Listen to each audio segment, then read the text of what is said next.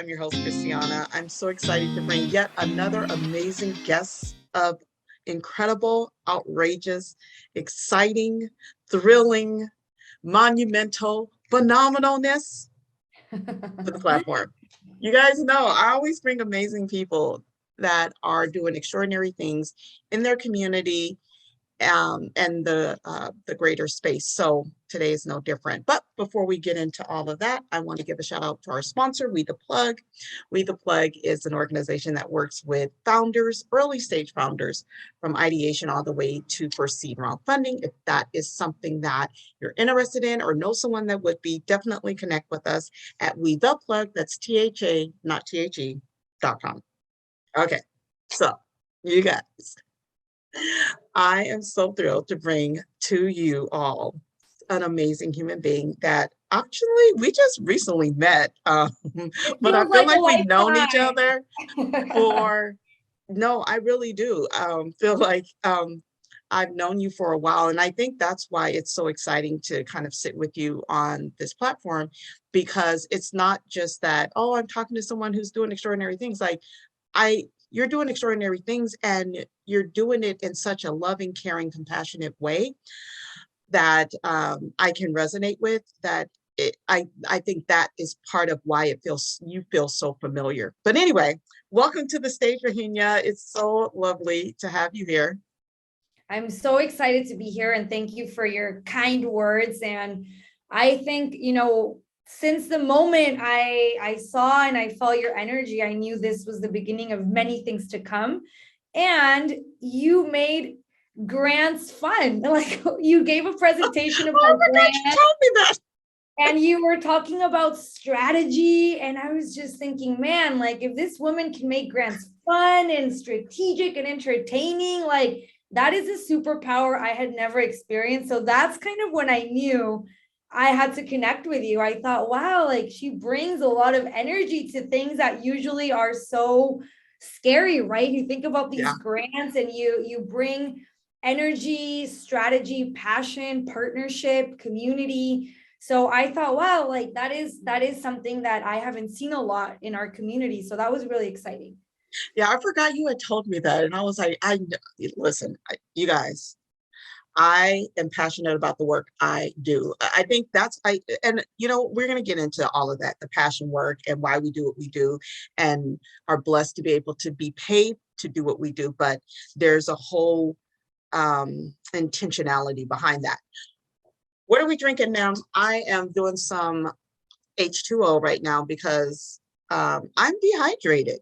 Like really dehydrated. What are you drinking? Are we drinking anything? I am drinking my cafecito. So something that you will get to know more about me. I am obsessed with coffee. So you're a coffee connoisseur. I am a coffee I think more, I really geek out on my coffee, but cafecito is a huge part of me and my community. And what I also love is the ito. So when you think about Spanish language countries, the cafecito is very Latin, right? So we like to say cafecito, vinito, una cosita. So like that to me just feels like home when I hear the ito. So I am having my cafecito. So, I have not really talked a lot about this on the platform, but the reason why I even call this the cafecito is because it goes back to a community that is part of my culture, and which is the Latino community, part of my family and part of my community that I work with. And it has always been important for me to integrate the different facets of my community with everyone that I am interacting with. And this actually came as a part of a grant that I did with a group of undocumented people in Arizona. And we needed to get access to grant funding to work with the community. But, there was a lot of red tape because they were undocumented. And so we figured out a way, as relationship partnerships are so key, working together with them. And we called it the Cafecito. And instead of calling it, some, big name grant, that sounded scary, because we knew it would not be appealing to the community that we were going to be working with that needed the work, the funding the most. And that just always stuck with me. And I always loved how it felt. It felt like you were welcome. You were in a space that was safe. Yeah. And that's what the Cafecito is. We're having a conversation. It's a safe space. You can share what you desire to share, but it's also a place where we're going to learn and grow. And so the Cafecito is, yes, Cafecito is coffee, right? It's a little bit of coffee, but it's also about, for me, about the embracing of community and family and love. And yeah, so it's more than just a word to me as well. So I love that it's the same for you. Yes. Oh man. So let's get into it. Tell the people who you are and what you do. So who am I? So my name is Regina, as you mentioned, and I'm originally from Mexico. So from Mexico City, that's where my home was, and I moved to San Diego when I was 6 years old. So what happened moving here so young, I actually always felt from both countries. So my father moved the family out here, and he actually his business was always in Tijuana. So we really had a relationship to the border where sometimes we would cross 2 times a day, right? Like my mother went grocery shopping to Tijuana because she missed her ingredients from home. Yeah. Oh yeah. Which is key. Hello? Are you Right. kidding me? So, right. And so there, and then of course, like at that time, gas prices were lower over there. And so you were just, and so we were so intertwined into this Mexican American culture. And that was my experience growing up, being part of that community. And then when I was about to go to college, my father really got homesick and wanted to be close to his family and his parents. So he took all of the family back to Mexico. Oh. And that was the fork in the road for me, right? So that was the decision moment that I now see. Should I stay or should I go, right? And if I stay, well, like I was, used to being with my family. But if I go, I also feel like I'm not 100% from, like I would miss San Diego in the US. So wait, how old were you at that time when that was Dad was right. making? So my father, like right when I was starting college. So how old, like, are you like? Oh, so you were at college age. So you were graduating from, so you were still possibly a teenager still. You were still like in that Yes, I 18, was finishing 19 high range. school. And so, Yeah. and let me remind you that the tradition is you stay with family, right? I was just about to say, for people who may be listening to this, they may be like, oh, okay, well, she was No. grown. She was, It's the same for my family as well. Like, no, you are still very much connected to your family. Like, you're not, just because you're 18, you're not leaving. Like, Exactly. no. Exactly. And in a different country by yourself, like how are you gonna do it? And so that was the first time I think like I made a commitment to myself and I was like, I want to stay and I want to make it work. So that was my first kind of, and so I stayed, college was great. And then my second was, okay, so now, of course, the conversation again, well, great, we understand you stayed there for school, but now it's time to come home, right? Like now, and that was another time of me deciding, okay, like, should I stay or should I go? So traditionally, I was starting to see a lot of my friends in Mexico, whether they were already getting married or just like staying close to, and I still am, I'm so professionally driven. Like that is so important to me. Making impact. Yes. All of that. And it was just my calling. I really felt like I had a calling here. Of course, I had to figure out the logistics of how to stay, right? Because I was born in Mexico. So I needed to really navigate a complex immigration system to be able to stay. So it wasn't all rainbows and butterflies, and not a lot of people know that about my story, because in the background I was dealing with a lot, but in the forefront I was just like so impact driven and just always so energetic and wanting to really bring other people with me to the table. I think that's what has driven me now even more. I know that it's part of the hustle that I've put into my life, but I also feel fortunate that I've met incredible people that have championed me through my professional journey. So that's always been important to me. So that's kind of been a theme in my life, the should I stay or should I go? And I really love this region. I think San Diego, Tijuana, this unique culture, this, environment that we have, the community. I think people here are very nice. At least they've been very welcoming to me. Yeah. So I actually think, now I look back at my journey and this is where I was meant to be, and of course it came with sacrifices because I miss my family and there was a lot of, things that I had to learn being a female that was so professionally driven.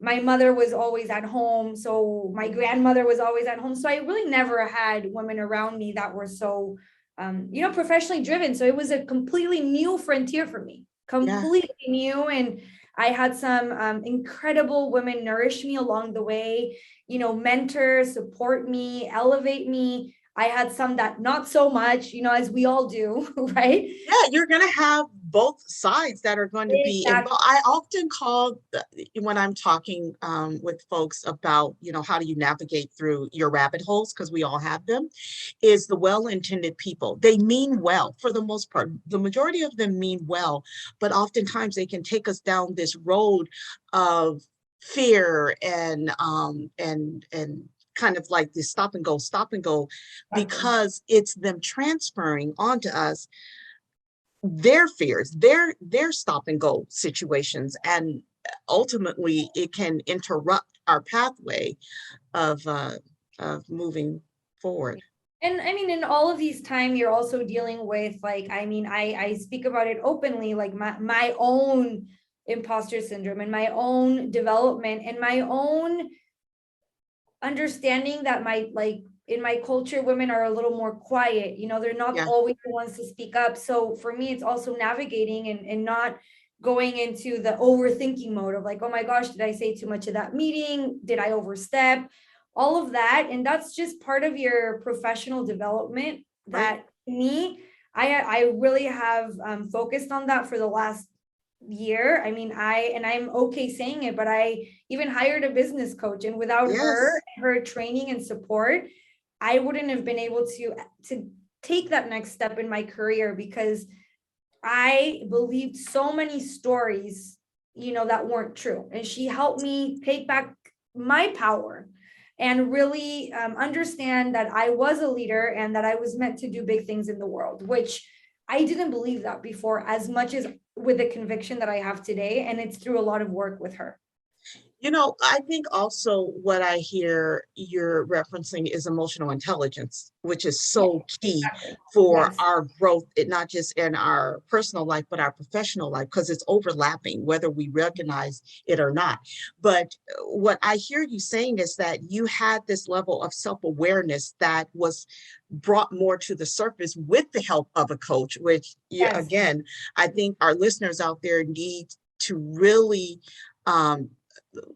revisit the importance of coaching as a lifetime journey, as opposed to a one hit wonder type thing, or maybe they come in different phases of your journey. But I don't think you ever should detach away from the value of having a coach in your life, or a mentor, however you see fit for it, because it can be immensely valuable as you're growing and scaling as a person in your business as well as in your personal life. So I really love that. When you, something else that stuck out to me, when you were talking about you had that fork in the road, do you see that happening at different stages of your life?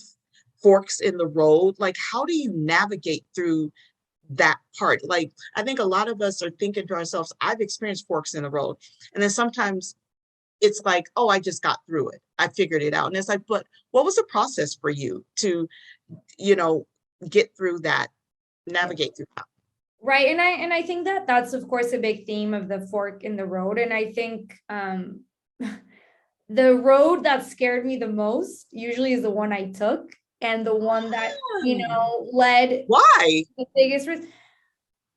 Because and it's not that I am a risk taker, but I knew that, that if this worked out, it's going to be incredible. Like if I take this route and I build my life in San Diego and I'm able to stay here and build my, like, it's going to be great, right? So the alternative of it, like, and then I also, I think we're able to reinvent ourselves every day, right? Like that was a belief. So I, took the pressure off of saying, okay, like fork in the road, you're scared of this, and you can always change your mind, right? And I still believe that deeply. We put so much stress on the right decision, but I strongly believe that, for me, the universe or the power, like it moves with you. So Yeah.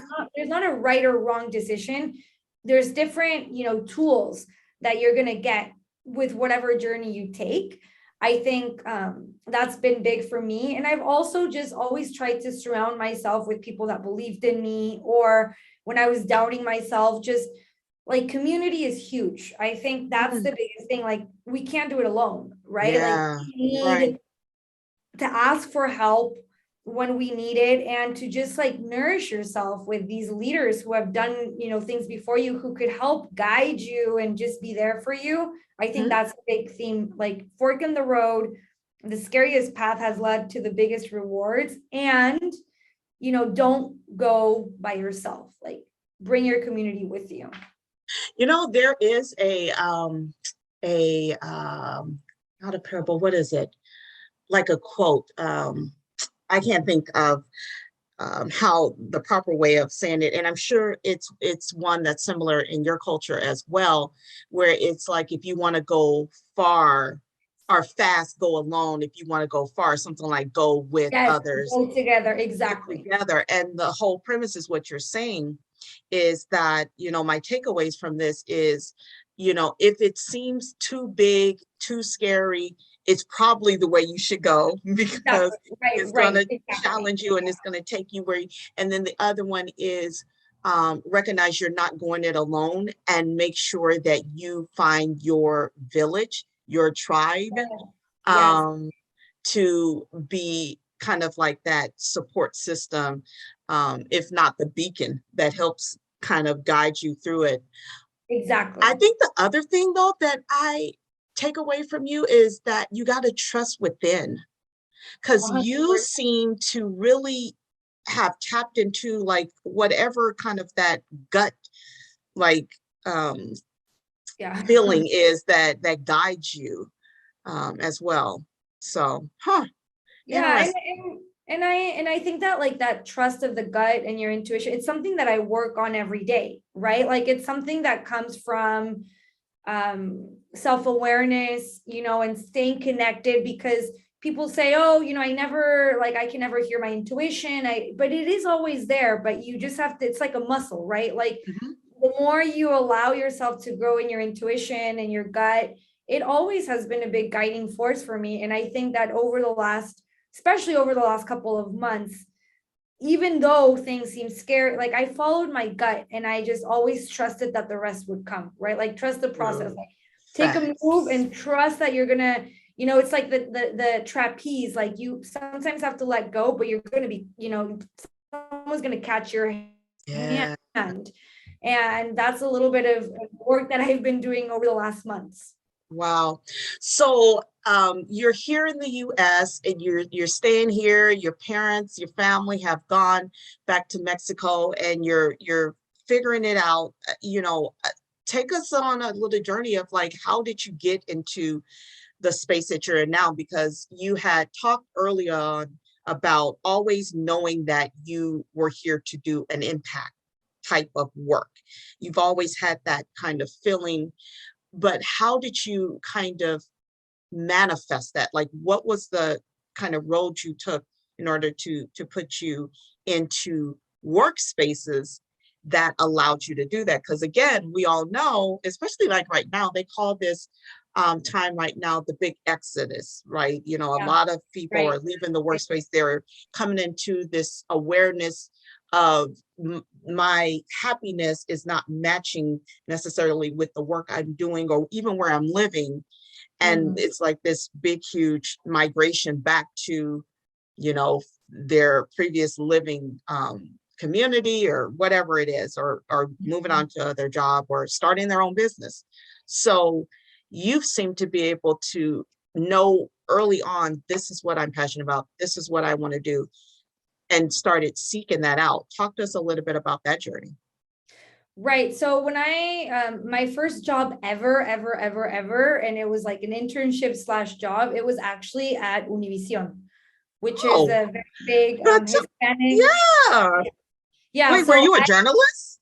So I was in the newsroom. So, and again, I was Totally could see interning, you. and then, right. And then I was working on the assignment desk, which is like the hardest place you can be in a news station. I have friends who work in that space. Yes. They're always like, Very, I'm working on a story right now. I'm working to find something, and yeah, you're and you have inundated to, with so even much. harder than that, like you basically are helping coordinate all of the reporters that are on the ground covering different stories, right? And so Yeah. it was a very it was a very hard role. I also, you know, you're always around news, and news isn't always the most positive, so you're hearing a lot of things, and a lot of really hard things to hear about, you know, Hispanics in the US, and you know, often situations that they're faced with. So it was a really eye-opening experience for me. And then right when I finished university, I guess it was serendipity, but I had a friend that was helping a professor at USD, helping him who like kind of create entrepreneurship programming. I graduated. I didn't really know what I wanted to do. I knew I didn't want to be in news anymore because I just, you know, that's kind of, I knew that was too much for me. Yeah. So I was just like, well, I have time and I'm willing to learn, and I guess I can help you. And so I met my who became later my first boss, but he and I, you know, when we started working in entrepreneurship at the university at USD, there was 9-10 years ago, there was nothing. So it was like a startup within the university system. So he and I actually had a lot of fun. We built the first pitch competition. We started a mentoring program. And we basically, from the ground up, built a very successful entrepreneurship program that now is one of the top in the nation. I was going to say it's Brink, right? Yeah, well, so the Brink was later. So the Brink is part of the family of the entrepreneurship, but exactly, the Brink, I mean, came later. All of this was the really the stepping stones of the really cohesive big program that is now there. But what was the most exciting for me is I had an opportunity to innovate within the program to bring in the first it was just a cross-border Tijuana track. So I would work with entrepreneurs from Tijuana, and I would invite them here to do pitching. I would go over there and take a group of mentors and mentor them there. This was way before cross-border was cool, essentially, right? Like now we hear about it all the time. So it was very, there was a lot of work to sell the value of what an asset the border is to San Diego, right? Right. So we were doing that work, and then we scaled even more and we expanded to Latin America. So then I was working with entrepreneurs from Argentina, from Uruguay, from all over, and looking at their, you know, their companies, their technologies, and inviting them here. So when they were here, you know, we introduced them to investors, we helped them with their companies. So it was such an exciting time of building, you know, something that had never existed before in the university. So that was great. And then the other piece of it too is I was able to really bring in a culture where women were more welcome into the entrepreneurship space. You know, so I think back, and I used to be the advisor for the Entrepreneurship Club, right? Which really brings in the most student entrepreneurs. And I would go in and I would be the only woman in the room. So I really started to nourish some of the women leaders and help them, you know, put them on the board of the club and leadership positions so that others could see. And then by the end, I think, you know, there was probably equal amount of women and men in the room. And it was incredible. And we started to see better startups, a better culture. And it was just incredible to see that that shift and really increase our diversity numbers in our programming was something that I was super passionate about, and that worked really well. And so that was my time at USD, and I was at USD for about 10 years, actually a long time. And part of being there, and something I will be forever grateful to USD, they helped put me through a graduate program, and I did a master's in leadership, which is actually really cool. So Yeah, it's amazing. And so a lot of deep diving into not management, which is different, but leadership, like what really moves people, what is leadership? Of course, I'm so glad you made that distinction. There's a huge all of that, difference. very different. Organizational change, Yes. all of the technical versus adaptive issues. I feel like right now there's a tremendous yeah, there's all of this. Yeah, I know we need to be doing this, but are we there's a lot of fear around change, right? Like there's change management brings a lot of fear. And part of a leadership role is really providing a space to understand that, there's a lot of different things that come with being a leader. That's not just, yes, you can manage, that's great, but you also being a leader is something and it's a privilege, right? It's a privilege. It's something that you could do so much or on the opposite side. So I really had a 2-year deep dive into leadership. I met people from all over the world. A lot of my friends have now from that program have gone off. One of them I just saw is leading diversity, equity, and inclusion at LinkedIn. So I have a cohort of people that I were as passionate as I was in making leadership, changes, and they've all really gone off to build really exciting careers. So for me, I knew that my time at USD was up because I am a builder, right? Yeah. I am a builder and I built something, and legacy was very important to me. And the program is so successful now. It's so well run. It's part of the fabric of the university now. And so Yes.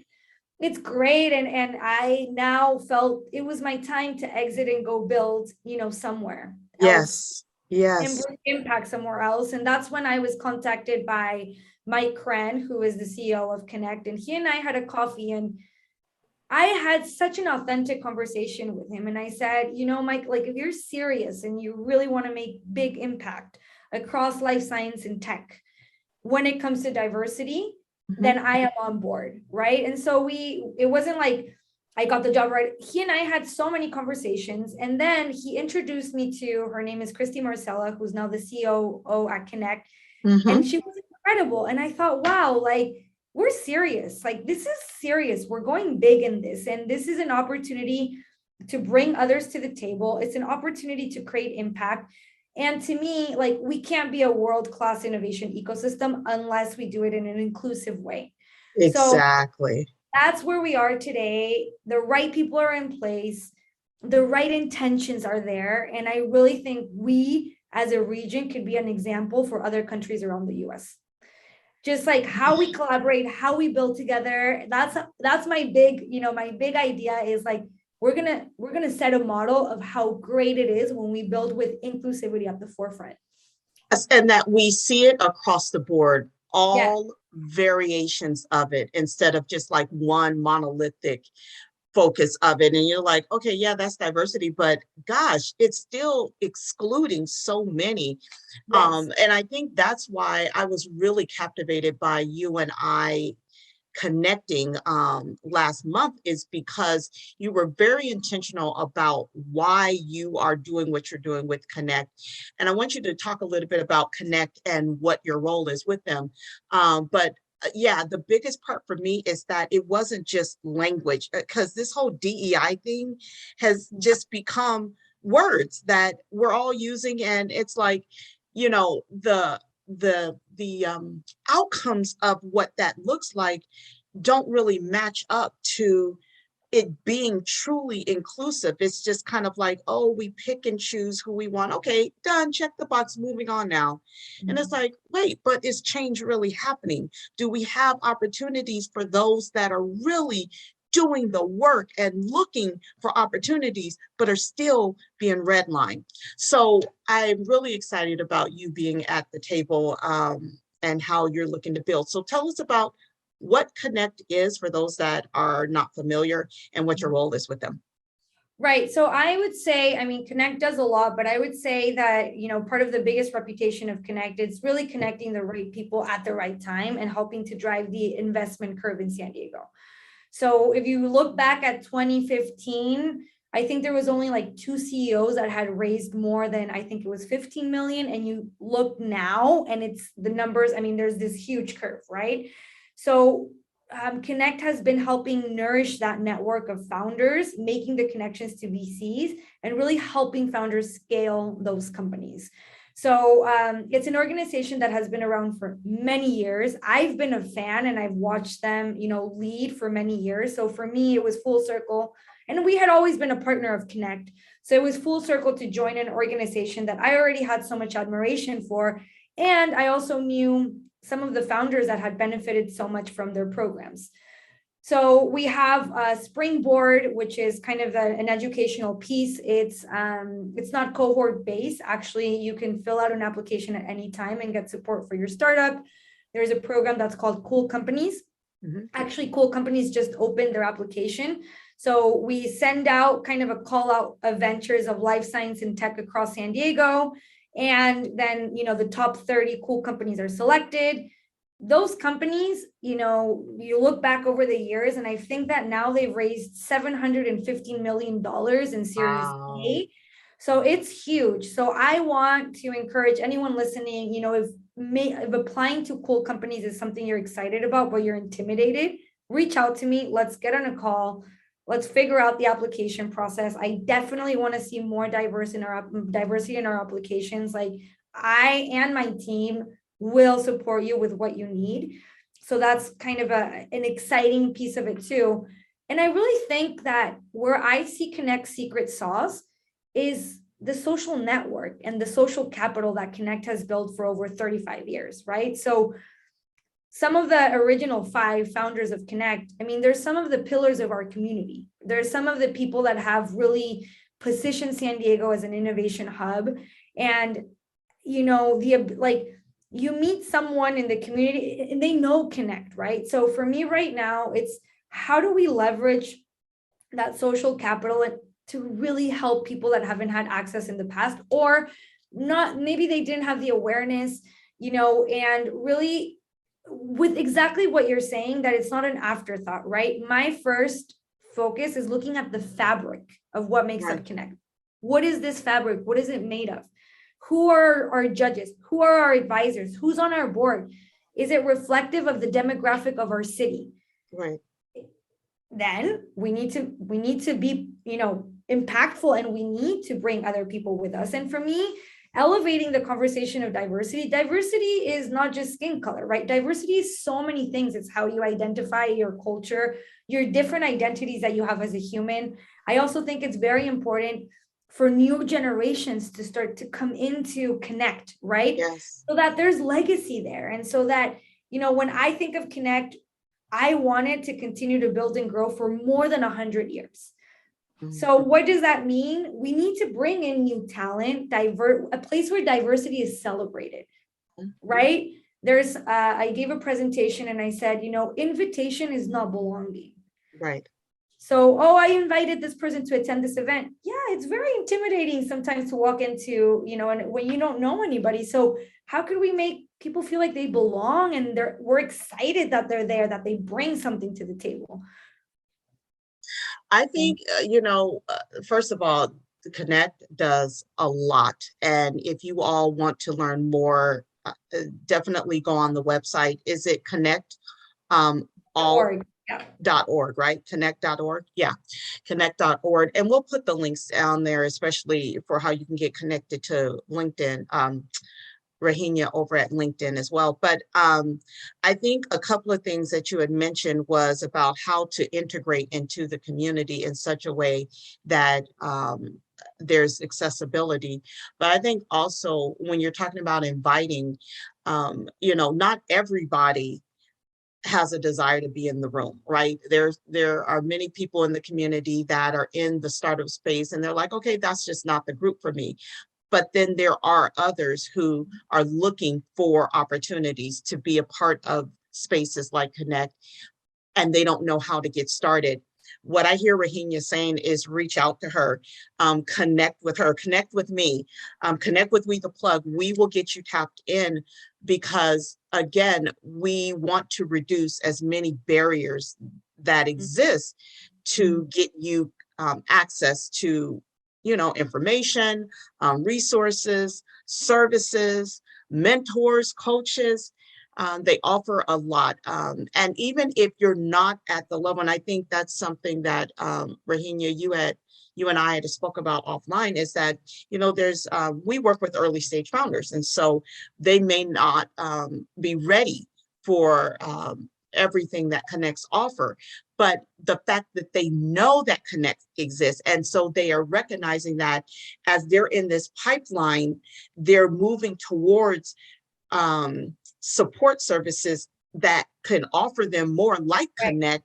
And it's like, okay, well, what do I do so that you're starting off on the right foot? What do I need to do to build my company so that I'm able to tap into the pipelines that I need to help me to scale? And I think that's one of the key things.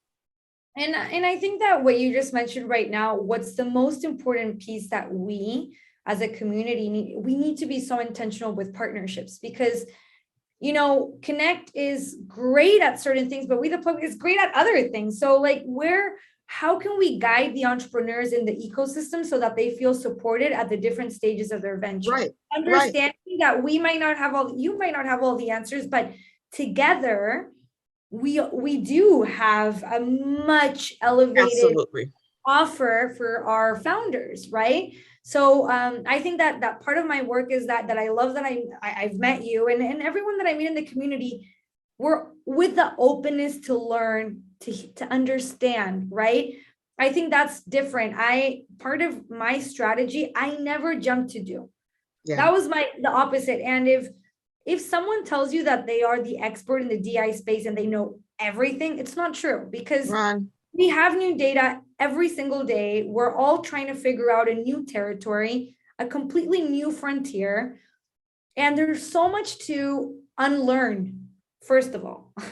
Yeah. Can you unlearn all of this, and can you look at things with new eyes? I think that's what we in this field of impact, of diversity, I need to wake up every day wanting to learn and understand first. Yeah. And that's important, because I think that sometimes we fail, right? We make these assumptions of what people need and we build that. And I want to take a step back and say, okay, can I first hear and understand where we can plug in to build the most, kind of the most impact. And for us, it's not just about founders. We work so closely with innovation companies in San Diego, and we're very interested in working with their diverse talent. If you see an organizational chart, diverse talent is often in the mid position. Rarely do they're in the C-suite. Yeah. Right. And not just the C-suite, even in the leader, that was me until I had a network around me to support me, to help train me, to build that network, that I was able to take a higher leadership role.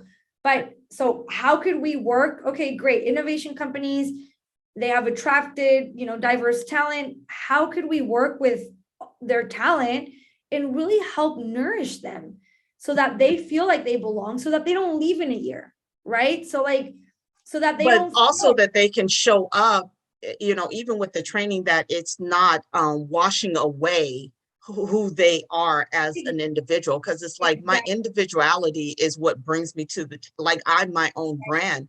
That's one of the things I think that's so important, is that when you are, as a professional, working your way up in the ladder, one of the things that every mentor, whether it was female or a male mentor I had, or a coach I had, always reminded me, is to never lose yourself.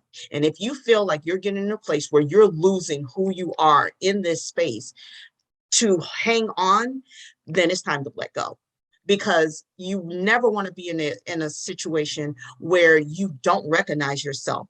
That's when you see those other more severe situations popping up in your personal life, where it's like, okay, I'm breaking down here because I don't know who I have become.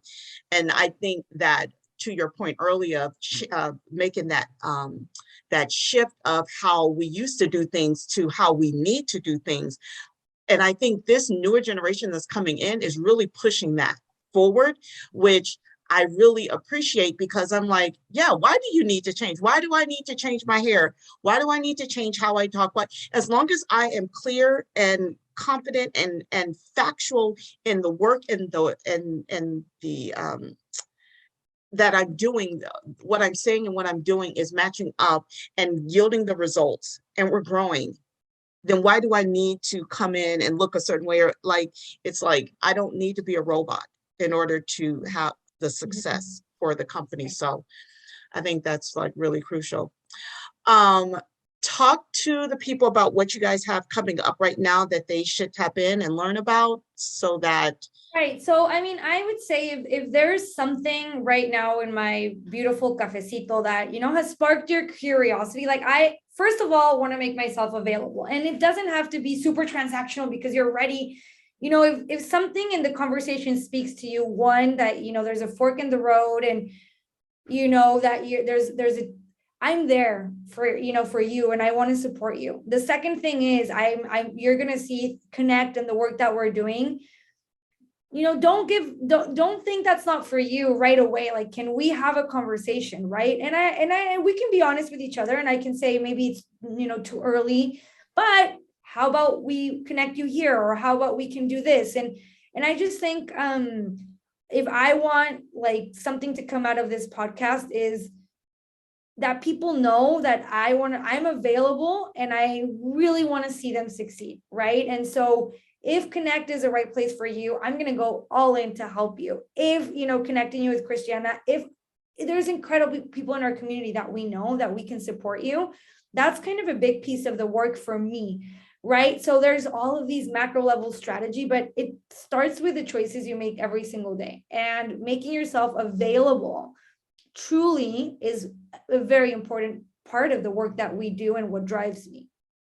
That is spot on. So tell the people where they can find you, Regina. Yeah, so I love LinkedIn. I think it's one of the best tools of our time. I use it so much. So you can find me on LinkedIn. There's the company website. So we just recently made a big announcement about my role within Connect. Yes. Yeah, super exciting. And there's a Medium article that was written by our CEO, also mentioning some of the vision of the work that we have ahead of us. There's a blog piece that tells more of my story. Oh, and something I forgot to say, which is super exciting. I gave a TED Talk. Actually, so a couple years ago, I hit the stage at the San Diego Symphony Hall. Awesome. About 3,000 people. And it's all about the innovation ecosystem and cross-border work. And it's, I like to think it's a fun TED Talk. And so if that's something you're curious about seeing too, that's also available. And you can share my contact information, but I would say the easiest way to reach me is either on LinkedIn or through email. That's excellent. Regina, thank you so much for taking out time to speak with us on the Cafecito, sharing your journey. I know so many of us can relate to a lot of what you've shared today, and I'm really excited about all the work that you have and will continue to do with Connect. I was about to say, and even more excited about what the plug will be partnering to do with you all as well, along with UCSC and a lot of other essential partners in the San Diego space and beyond. So again, this is intentionality work. This is not for the smoke and mirrors. This is not for the publicity. This is so that we can see true change at the most like rudimentary level, all the way up to the top, so that there are more youth in this space, more people of color in this space, more women in this space, and the diversity continues to grow. Veterans in this space, we just really want to flood it with as many folks that desire to be in this space, have the initiative and creativity. So I thank you so much for taking time to spend with us today. You all have a great rest of your day. Take care. Bye-bye. Thank you.